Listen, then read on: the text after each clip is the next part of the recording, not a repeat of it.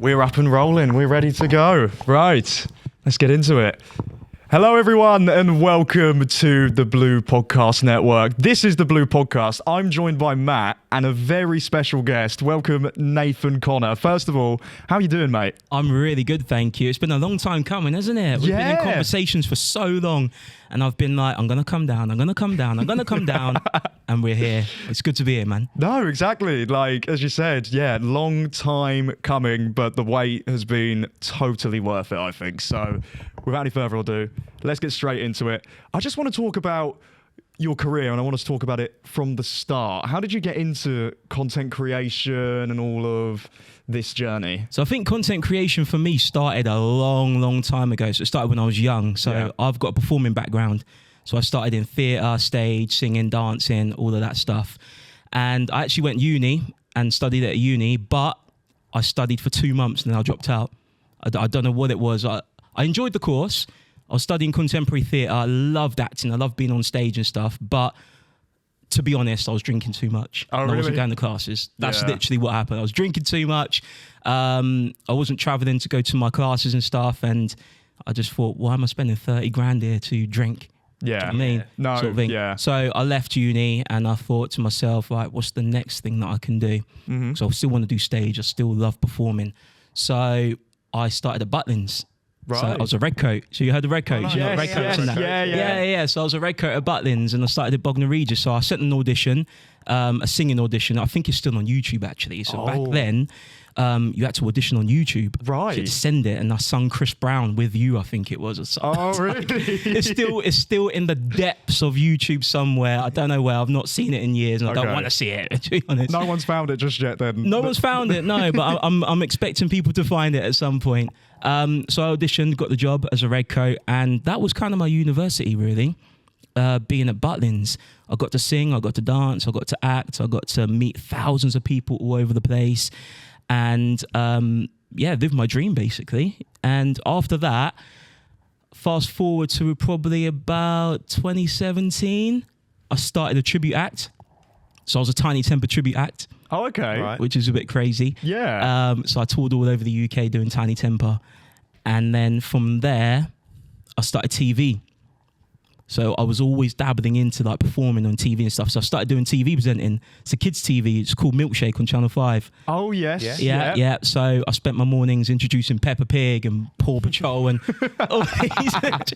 And that is something completely different. Like I honestly, kids' TV is crazy because you got to be so up for it. Like it's early mornings, and you got to be so up for it. Like you can't just chill and chat like this. Yeah, so otherwise they don't get engaged enough. Exactly. So you got to turn it on. Like when the cameras are off, like it is like kind of chilled out. You got the iPad and look at what's the next link and stuff like that. Then when the camera's on, hello boys and girls, welcome. Yeah. We've got Peppa Pig coming up and and then the cameras go off and it's like, okay, right, what's the next thing?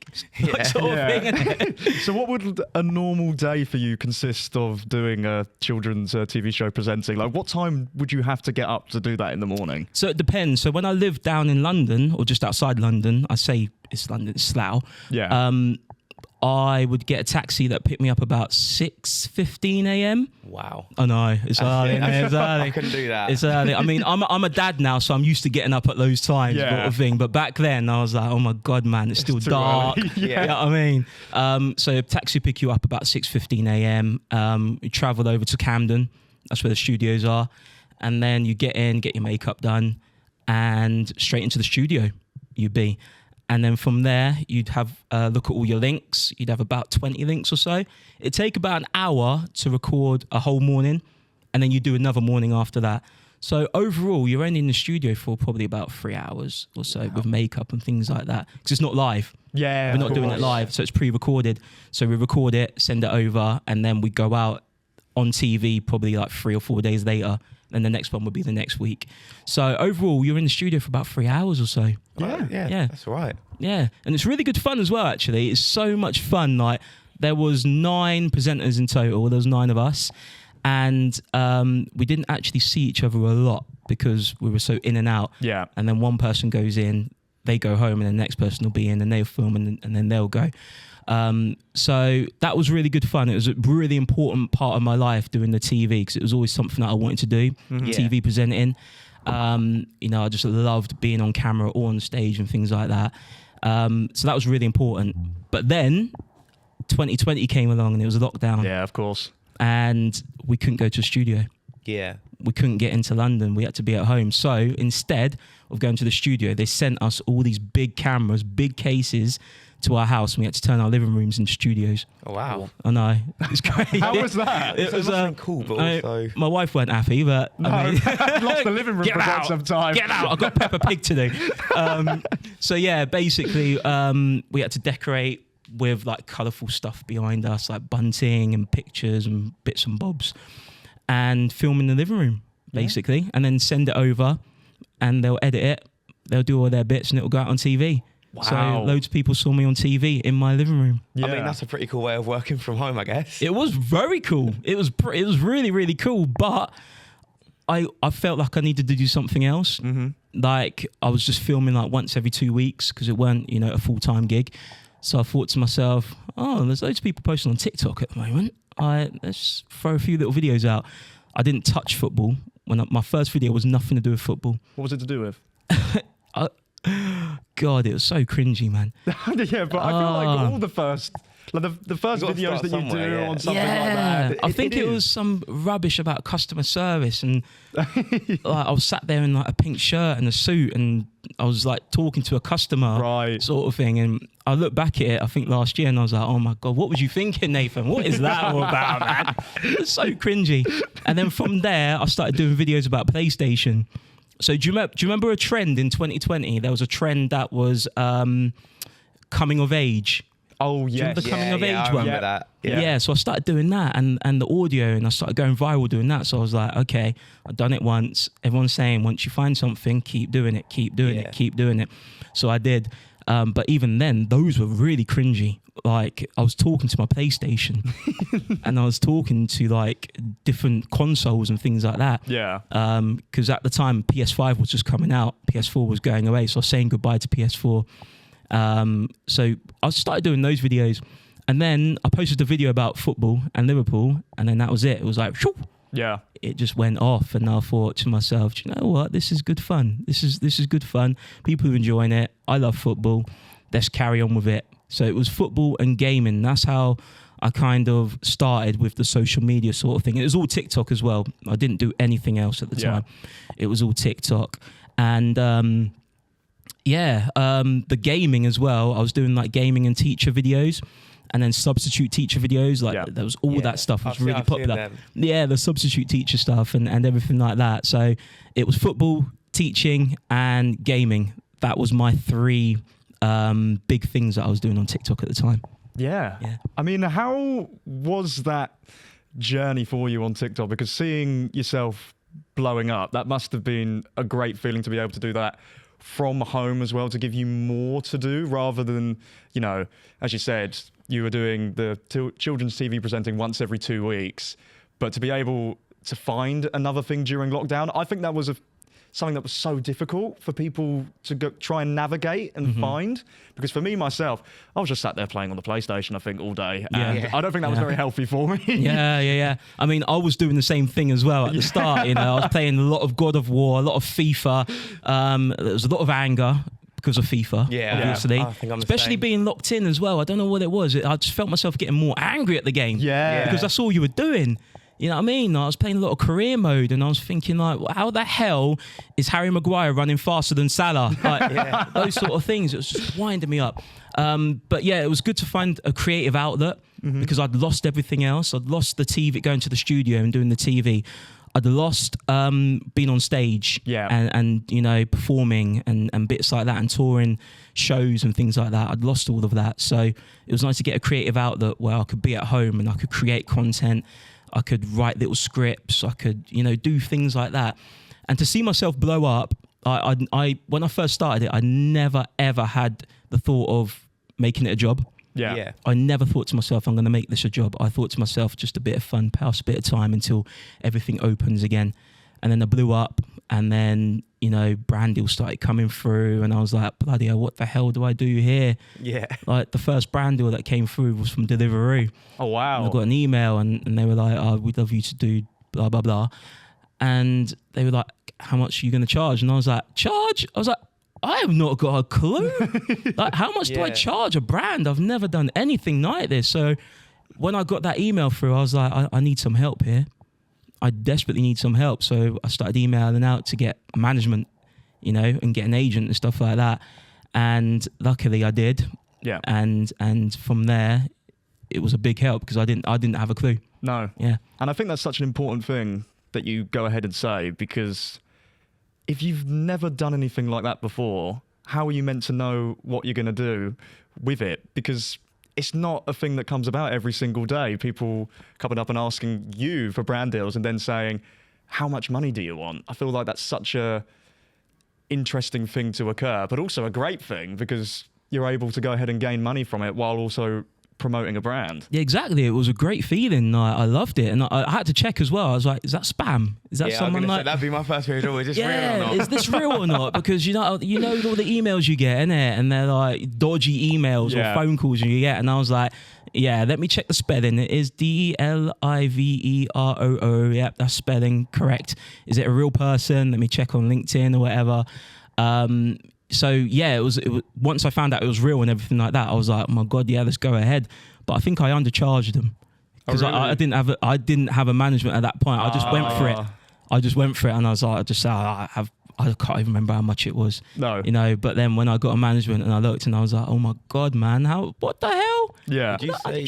Would you say that's the hardest kind of part of becoming a content creator when you get those deals is finding, how much to charge them, how you deal with situations like that and dealing with other brands? Yeah, definitely. Because once you get to a certain level and you do start getting the emails or the DMs and stuff of people wanting to work with you and that, you kind of got to have an idea of what you're going to charge, or you've got to have a management, because if you don't, then you just haven't got a clue. Like I just did not have a clue how much I should be charging, because there's so many components to a brand deal. Like there's how long they can post it out for on their channel, like 30 days. And if you can work with other brands and stuff, like if you work with Nike, then sometimes they'll say, oh, you can't work with Adidas for 60 days. Oh, wow. Or a competing brand or things like that. Yeah.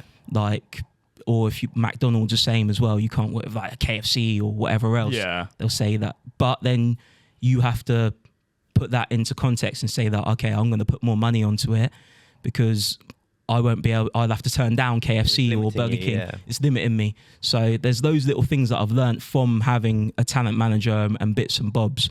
Luckily, I will always have a talent manager because I don't want to get into those conversations or anything like that. Yeah. It's definitely not for me. But it's an important thing, definitely being a content creator, to be aware of that sort of stuff. Yeah.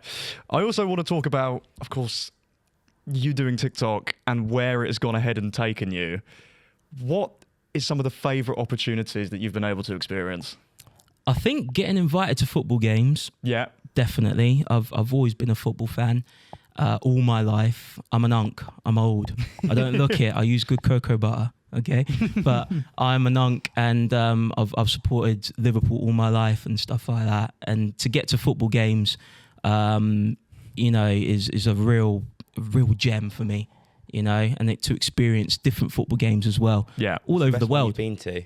The best one I've been to, actually, probably atmosphere-wise, is probably not a football game, actually. Oh, really? It's actually a basketball game. Wow. So I went to Real Madrid-Barcelona, El Clasico basketball game. Right. That's quite cool. It was really cool. It was actually last week.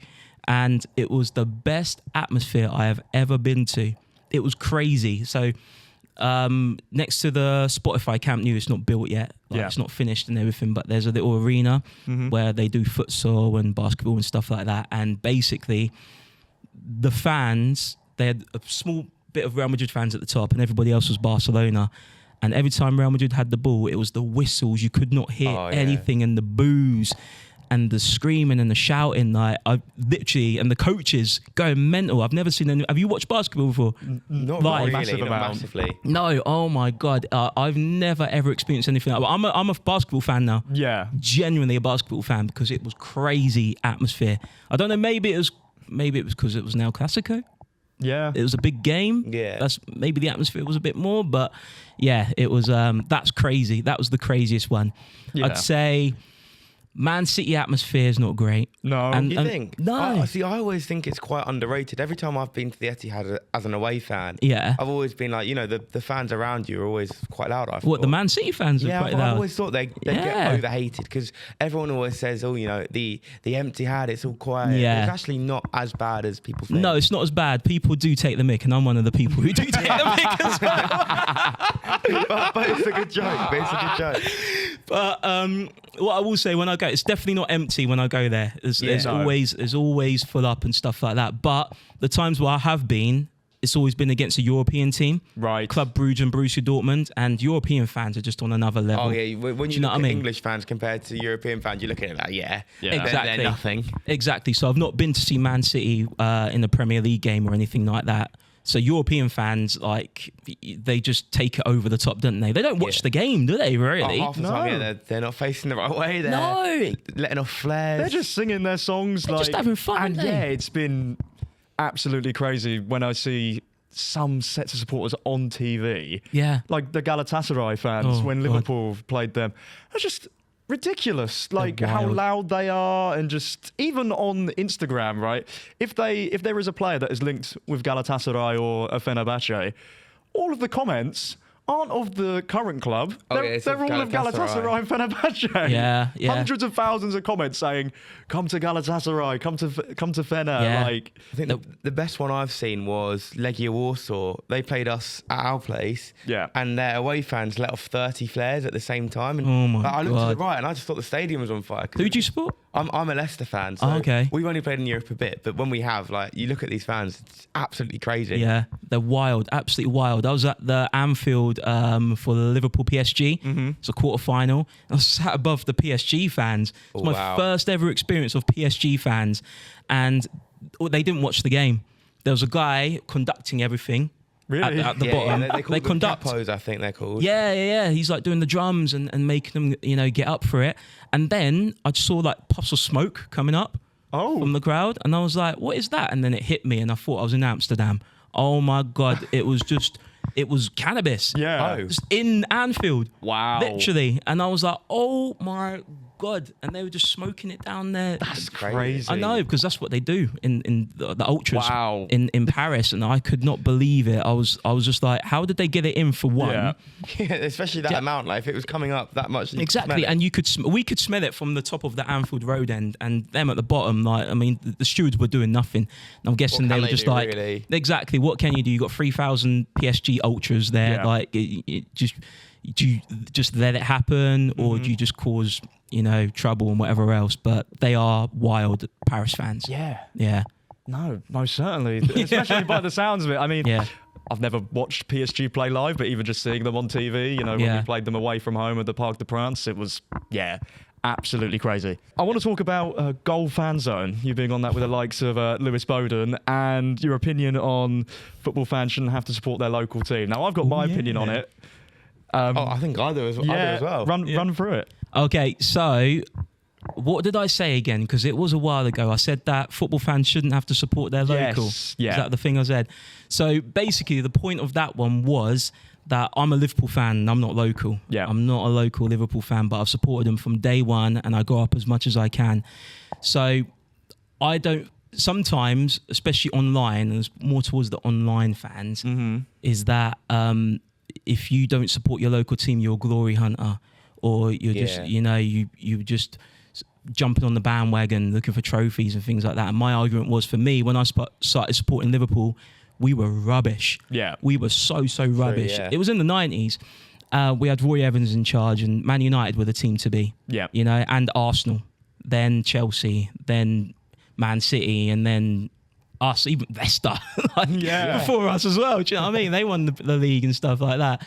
So the point of it was basically that you don't have to support your local sort of thing.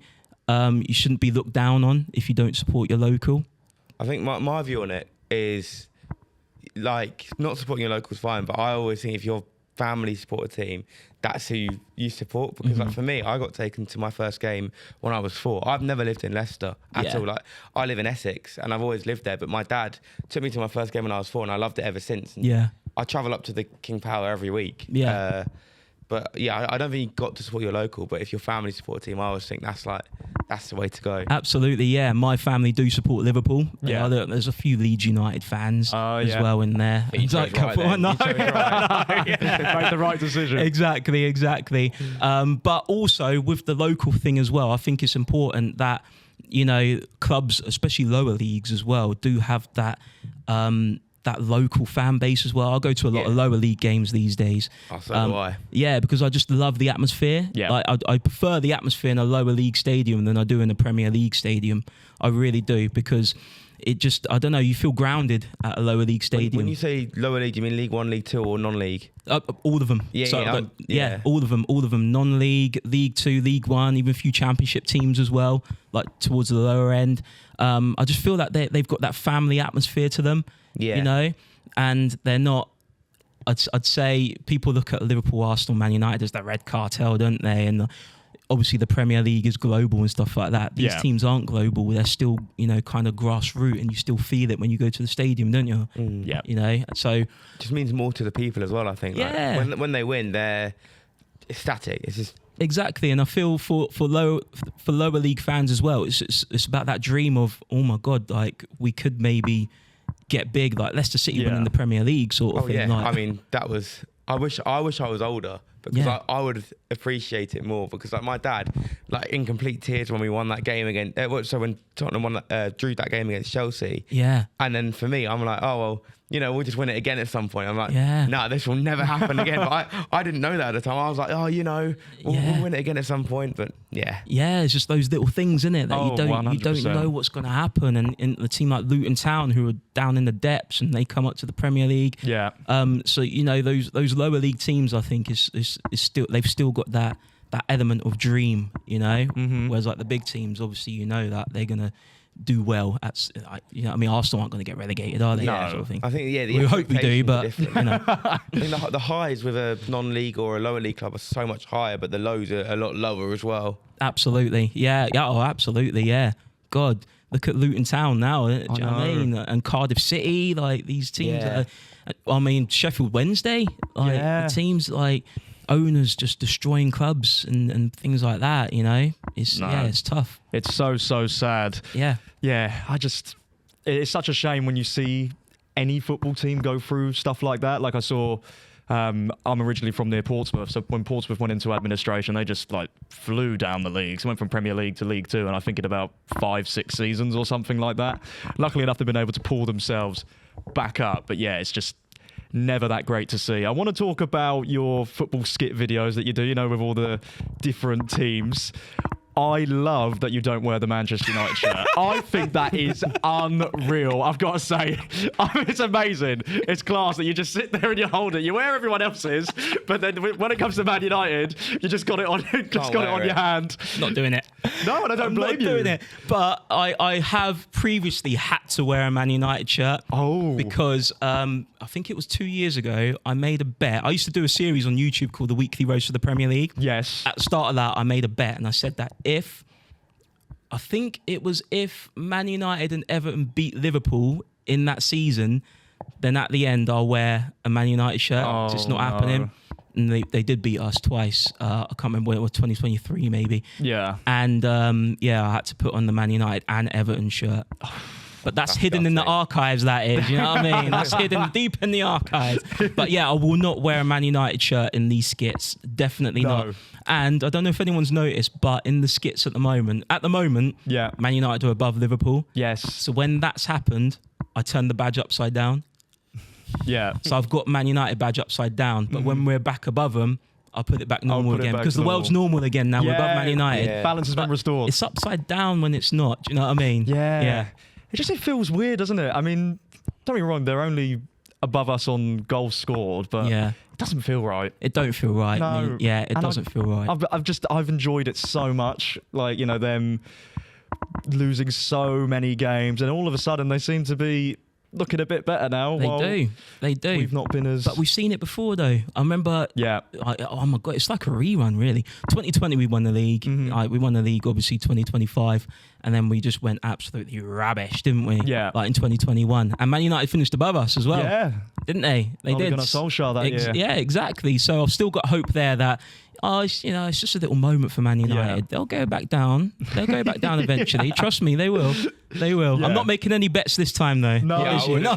Especially now they've already Exactly. already got one over you. Exactly. well, I It's mean, not happening. You've worn the shirt once. Once is more than enough. I mean, I'd absolutely hate to do that. Yeah. Like, I think it's why I never end up going, oh, yeah, you know what? If this team beats this team, Oh, like, God. maybe if I put my neck on the line and go ahead and say, Yeah. yeah, you know what? If I'm super, super confident. Exactly. But you never know. I do want to talk about how you think Liverpool are doing. Of course, we've lost 5 league games in 11. I can't believe it. I saw it coming, though.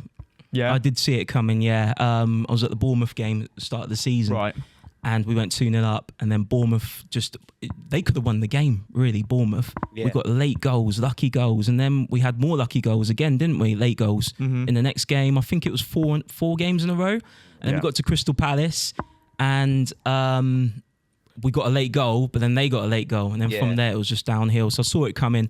I don't know what's happened. I think it's just the balance of the team is wrong. Yeah. I really do. And then the new players aren't embedded, apart from Ekitike.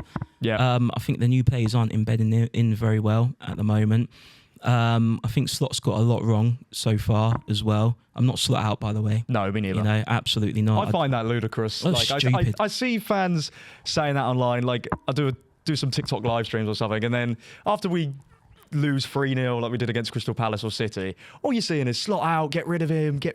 Yeah. Man won a Premier League title last season. Yeah, exactly. And, you know, we did cruise to the league, really. I don't think Arsenal or City put us under any sort of pressure from No, you always January, February Yeah. onwards. Yeah. So, you know, I think he's got a lot of credit in the bank. He has. So for people to go ahead and say that's what Yeah. I can't wrap my head around. I can't. It's November, like September, 3 months it's been of the season, and you're calling for his head already, Yeah. sort of thing. Like, give it a little bit more time. You know what I mean? He's won the title, whether it's with Klopp's team or whatever people were saying. Like, Yeah. he did change slight things last season. It weren't so chaotic. I think the football weren't. You know. Yeah. But yeah, he's got credit in the bank. Give it a bit of time. Yeah, I think as a neutral, I do see the argument, though, that last year he was using Klopp's team slightly, and now it's his team. But I don't think that's a problem. I think he's just still trying to implement his philosophy, his ideas, and as you said, the new players haven't embedded yet. No, they and when haven't. they do, Liverpool will be scary, I reckon. I think they will eventually, yeah. And it's just a summer that we've never had. I've never seen this at Liverpool, spending that amount of money and buying world-class players, like ready-made players as well. It's something that I've never seen before for Liverpool. You know, we usually buy players like, obviously now they're world-class. Yeah. Like Sadio Mane and Mo Salah. Back then, they weren't that well known. no, and Firmino and, you know, these players that were going to become world beaters. But back then, like, they weren't. And we always used to do that, didn't we? We used to buy those sort of players. But now it's like 125 million, 110 million on Verts, in Isaac and whatever else. And it's like, oh my God, Ekitike, 80-something million. Like, I was over the moon when it was happening. Oh, 100%. Do you know what I mean? I was in dreamland. Yeah, it was a dream, ridiculous. man. I was like, it's this FIFA career mode, isn't it? Like, in real You know when life. you put financial takeover on? Yeah, and you can buy whatever you want, couldn't you? And I thought, oh my God, I'd never thought I'd see Liverpool. No. But then all the years that I ripped into Chelsea and everything like that, and I was just like, please do not let us bottle it. You know, and it looks like we are slightly at the time. Do you think players like Verts, it is just the pressure that is making them not perform with the massive price tag he came with? I think he just needs to get a bit stronger in the Premier League. Yeah. You know, if you look at the Premier League, and so many people have said this, like the Premier League's not really technical this season at the moment. It's all been about set pieces, long balls. I think someone told me the other day that like 60% of goals have come from long balls and set pieces. Yeah. And that's where we keep getting beaten by is those set pieces and long balls. It's like we've got such a technical team, but we haven't got a powerful team. No. I feel like Vert's, he's very intricate. Yeah. He's, like the Coutinho of the old, isn't he? He's like that sort of player. Isak's just not fully fit at the moment. Ekatike's had a good start. But our midfield as well, like nobody seems to be on it. Salah's not on it at all. McAllister's not on it. Gravenberch's had a few decent. Soboslai's been good this season, I think. I think Soboslai's been good. Frimpong's out injured. Kirkes hasn't had a good start either. No. There's just a lot to unpack, And I used to hate international breaks. I love them now. Yeah. Yeah, I feel the same way. Yeah. That's the city. We've not done well. Yeah. What's going on at Leicester? We got a lot of ownership issues. Is that what it is? Off the pitch, and the squad's kind of not had the investment that it needed over the summer, and we're just struggling. I think our new manager just needs to get his philosophy across, and it's taking a bit of time. Yeah. I mean, it's pretty much the same with Liverpool, isn't it? It's the thing, isn't it? Lots of changes, and unfortunately, it just hasn't worked out yet. I do think there are quality players in there, though, so fingers crossed it will end up clicking. I do want to talk about you going on Generation Football. Oh, yeah. How was that? Because for me personally, I love that show. I think it's class. I think it's really, really good. How was that? Oh, they're good lads. They're good lads. I really enjoyed it, but my football knowledge in that scale is rubbish. It's rubbish, man. I was getting absolutely smacked in there. Yeah. But it was good fun. It is good fun to try and put my brain to the test. I just couldn't get anything right. No, I was awful on that game, man. Yeah, awful. I mean, we done one game. I can't remember what it was. Off the top of my head, like you have to go and check it out. Yeah, but I can't remember. But I was sweating. When you're sweating, yes, and you've got anxiety, and you're like, under the pressure, and the lights are on, and I'm like, right, what's the answer? I felt like I was on like a TV show, like a quiz game show, like The Chase. Yeah, like The Chase or something like that. Do you know what I mean? And I had like 100 grand at stake in that. I was just having fun. Yeah. But that was the pressure I felt, especially with the Liverpool questions and that as well. Are you competitive then? Like you always want to do yeah, well? I think I've always been competitive. Yeah, I've always I've never played. I used to play Sunday League football, right? Like when I was younger and stuff like that. But I used to compete in athletics. That's where I was training and stuff like that. I was doing 100 meters and 200 meters. So I think that's probably where the competitiveness comes from like trying to be the best sprinter in the county or of course nationwide and things like that. So in certain things I'm competitive. Mm-hmm. But I guess in the generation football, I just threw the towel in early. I was just like, you know what, I'm not going to do anything. I'm out of my depth here. I'm out of my depth here. Do you know what I mean? Like, slap me. Yeah, I do think, as you said, having that, being competitive and having that drive, that is such a key thing, especially in the industry that you're in, to be able to have that confidence to sit in front of the camera, go ahead and just present yourself in the way that you do. It's a great skill to have. How have you gone ahead and been able to master that?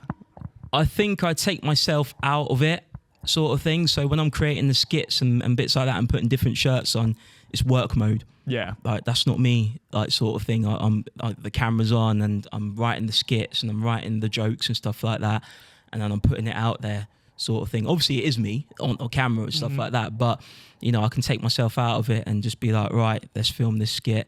That's why I can rip into Liverpool. I can take the mick and I can take the mick out of myself and bits like that as well. Because at the end of the day, I know some people take content creation, take the skits really seriously, shall I say. Some people do, but my aim is to just, it's just tongue in cheek. It's a bit of a laugh. Do you know what I mean? Let's have a laugh about football, But when I am watching football, when I'm watching Liverpool, that's when it gets real, sort of thing, and that's when I'm like, no, 100%. Yeah. When that Van Dijk goal got disallowed on Sunday, I was fuming. That was a bad decision. Absolutely fuming. I was like, how have they ruled that out? I don't know. I really don't. But I've had to delete Twitter. Really? Yeah, because it riles me up even more. It winds me up even more. Yeah, looking at like opposing fans, especially Arsenal fans.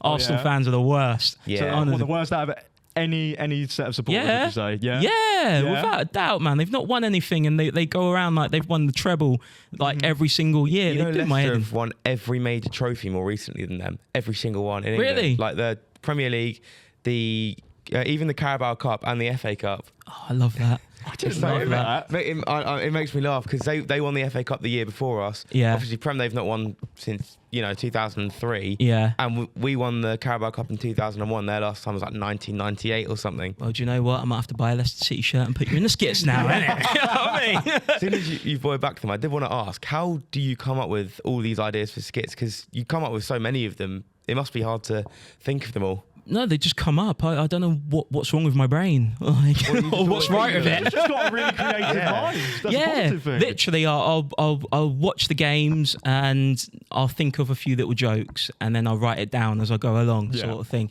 And then I kind of think what I say in the group chat with the lads Yeah. when the football's on, and I kind of try and recreate that with the teams and have them chatting to each other, like as it's just a group chat. But just throw some jokes in there, Yeah. and then look at the teams that have lost that week as well, and who I can take the mick out. Man United get the mick taken out of them every single time anyway, whether they win or not, because it's Man United. Yeah. But yeah, I that's where I can't really explain it. It just comes into my mind, Yeah. like the little jokes and bits like that, and then I'll just do it and I'll just film it. Yeah, it's Just like a natural thing for you. it is literally, it's just a natural thing for me. I'll just write the skit, I'll film it, edit it on CapCut, get the captions on there, and upload it. Yeah. Just do it all I myself. mean, that's got to be a massive blessing though, that it comes to you so easy. Like, Yeah, because some people I know they sit there for ages and ages trying to think of what they can do and Yeah. all that kind of. I think that's my background as well. So my performing background and acting and stuff like that, and writing scenes and doing bits and bobs like that, writing songs as well. Like I do a lot of songs in my skits as well, and I've done a lot of diss tracks on football teams in the past. Yeah. What's your favourite one that you filmed? That's gonna be one of my questions. Is there one that like sticks out to you? There's two. There's two. So two that I done last year. So there was one for Tottenham. Right. So I done 50 Cent, Many Men. Many Brilliant. men tried to win trophies over the years. That was before they won the Europa League. So that was my favourite one. And then I done a Man United one as well. Tupac Changes. Oh yeah. So them two are my favourite. And basically I made it like a music video. So I recorded the track in the studio and bits like that. And then I done like little music video bits as Yeah. well. So like slow motion bits of me just turning my head really slowly like that. And, you know what I mean? Throwing a bottle in the air or looking sad or things like that.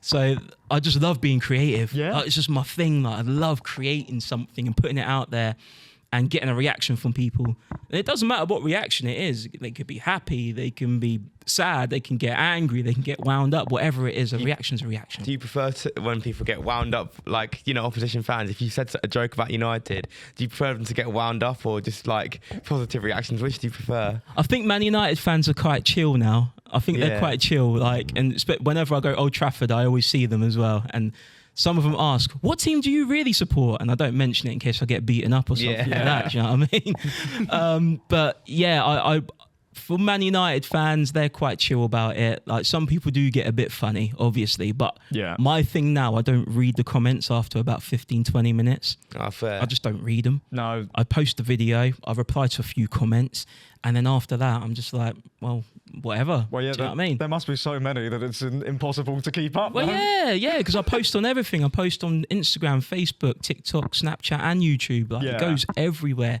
And I reply to a few little comments, and then after that, I'm just like, oh, whatever. Yeah. Do you know what I mean? No, like, exactly. let people do what they need to do and say what they need to say. For sure, you they know? can argue amongst themselves in the comments instead. Yeah, I mean, Yeah. that helps you out. Exactly, and exactly. It helps Yeah. with the algorithm, and they just argue, and that is my aim for my content is to get a reaction from people. Now, not an angry reaction or anything like that. It can be, as I said before, happy, sad, laughing, whatever it is. You know Yeah. what I mean? Like, and 99.9% of the time, it's a positive reaction. Like, whether it's talking about their team or not, if you know what I mean. But obviously, sometimes you get hate. It's Yeah. social media, isn't it? Exactly. Yeah. Last year I posted a video on Ronaldo. So basically, it was the Euros, and Ronaldo had scored no goals. Right. So I done a little reaction video to it, and I said, "Hello everyone. Today I'm going to be reacting to every single goal Ronaldo scored in Euro 2024." Right. And then ended the video. That's funny. I'd laugh at that. That's funny. Yeah, but then obviously Ronaldo fans weren't too happy. Ronaldo fans from all over the world weren't happy, and I Right. got DMs, racist messages, constant, loads and loads of messages, and it overwhelmed me. It properly overwhelmed me. I messaged Kick It Out, got some advice from those guys. I messaged the police as well, and I messaged Instagram, who done nothing. Oh, really? That's they've terrible. done nothing, and social media platforms need to start doing something as well, because it happens not just content creators. You see it in the Premier League, you see it at all levels of football, don't you? Semenyo at It was the Anfield. opening game of the season. Yeah, I was in the stadium at that point. No one knew what was happening, and then it came out after, and he was still getting messages on social media about it, emojis and things like that. And, Instagram do nothing about it. Yeah. They don't do anything about it. And it's terrible. It's really bad. I'm so sorry that happened to you. That's No. an awful thing. Yeah. to Well, go thank through. you. No place for it. There's no place for Not it, just in football, but anywhere. Yeah, and it doesn't. Yeah, and there's no excuse for it. No. Absolutely no excuse anywhere, not just football, as you said. Yeah, and so I contacted the police about it and bits and bobs like that as well, and they said they can only do something about the accounts that are in the UK. Right. Can't do anything Because about I guess accounts. they've not got global jurisdiction. No, exactly. So they can't do anything about someone in Australia or wherever else. So, we caught one person in the UK, which was good. And we're still going through the process and bits of all that. Yeah. So, yeah, that's the downside to social media, I guess, is that people can just post what they want and say what they want and get away with it when that shouldn't be the case. Do you think you've had to develop quite a thick skin then, would you say? Yeah, with social. Yeah, absolutely. So that's why I don't look at comments after 20 minutes now. It's one of the reasons, because I'm just like, once it's out there, I'm done. Why do I need to go looking for comments? Because what I used to do with social media was I used to look for all the positive comments. Yeah. I used to look for all the good ones. Then I see a bad comment or a negative one or something that's criticizing me, and I'd be like, oh, I'm the worst.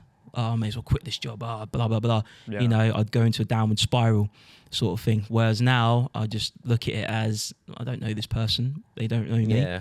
It's just a bit of content. It's out there, and that's it. I can sit back and leave it. You know what I mean? There's some very sad people out there, isn't there? Really. No, I don't get why you'd ever sit there it's- abusing people, because you don't, especially you don't know them. So that's what I don't understand, is when you don't know someone, how can you go about saying terrible stuff about them when you don't know who they are? You don't know Exactly anything about them. And you see it a lot even now, like with Angry Ginge going into I'm a Celebrity. Yeah. And you've got other content creators going on Strictly, like George Clark and bits It's and gone bobs really like that. big with celebrities going on things, because Nico on the Traitors as well. Yeah, exactly. And people, there's a lot of people who don't like it. Yeah. They don't like it. It's like, who's this? Why are they getting these YouTubers? Why are they getting these people on these programs? They're nobodies, blah, blah, blah. Whereas actually, no, like social media is the That's thing the now. new thing. Yeah, TV is still there, but people are looking at social media now. Look at Sky Sports, the overlap, Yeah. the fan Yeah. debate and things like that. It's all about social media now, isn't it? I mean, I think it's great. I mean, as well, because if you look at it from the standpoint of all the TV companies, is that younger demographic they're bringing in with having influencers on shows. Like, think how many like children and people, I don't know, 12 to 15-year-olds who might now watch I'm a Celeb just Exactly. because Angry Ginger's on it. Exactly. It's all about the ratings. It's all about the views, isn't it? And 100%. yeah, I'm going to be watching it now because you know what I mean? Like, exactly. Everyone. me. Yeah, everyone's going to be. I watch it every year anyway, but now I'm definitely going to watch it. And it was the Exactly. same last year. GK Barry was on there. Oh, and- yeah. do you know what I mean? You want to see like these content Most creators definitely. and YouTubers on there, but there is people out there who do not like content No. creators, especially in football stadiums and things like that. Yeah. Like, John Nellis. Yes, Oh, John Nellis. I've yes. recently seen him getting a lot of hate. Yeah, so a lot of his videos recently I've seen it on Twitter and wherever else that have been getting a lot of hate because of the stuff he does in football stadiums. Whether it's like, I think one was at Old Trafford where he can run longer than Bruno Fernandes. Oh, yeah, I saw that one. Yeah. That one was That one. funny. And then there was one where he cooked steak The Yes, steak one. I I was saw at the steak Reading, one. Yeah. and then I saw the comments and people were saying like, this person's taking a ticket of somebody else, and he was at Reading in League One. Like I don't think they're saying that. there's about 4, 5, 6,000 seats spare. Well, like, exactly. When I went to go see Reading versus Aston Villa, it must have been about 7, 8 years ago, something like that. Yeah, I think there were arguably more Villa fans in the ground than Reading fans. Yeah. But MK Dons, you get more away fans there than home fans. Exactly. Stadiums like that, like I get it if you're trying to go to a big 6 ground and doing it. Maybe I get more frustration then, but still, like.